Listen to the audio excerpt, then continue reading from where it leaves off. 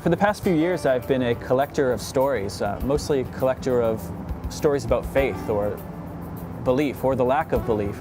This began really with my first book, Killing the Buddha, which I wrote with my friend Jeff Charlotte, in which we traveled the country for a year gathering stories of people who believe and don't believe, and the great varieties of things people believe and don't believe. And I followed that up with going back to my own family history and collecting the stories that I heard growing up about my father's life as a Catholic priest and how he met my mother, the Catholic nun, and what happened after that.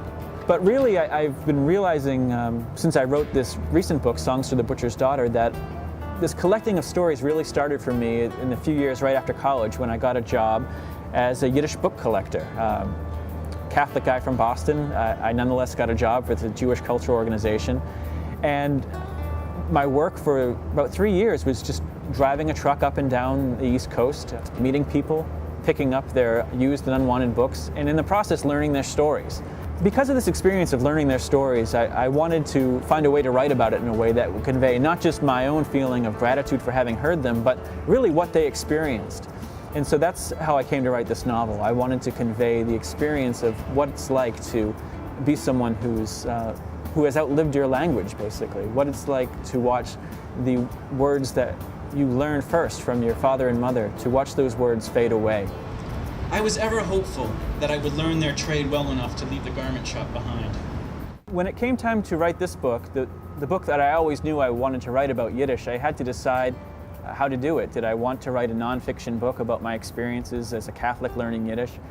Or did I want to find a way to get inside of the story, to present not just my own interest in the language and the literature and the people who made it, but a way of showing the power of it, what it really meant to me.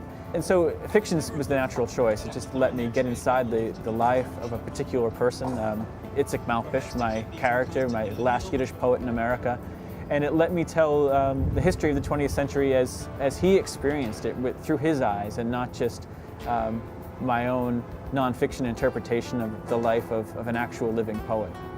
In the beginning, I received no pay for my time among the typesetters, content to watch them transform text into freshly minted lead slugs. To me, it's a heartbreaking story, but it's also one that's hopeful in a way, that we can, as important as language is to us, that we can transcend it somehow. We can find new ways of communicating with each other, even as we lament the loss of the ways we've known.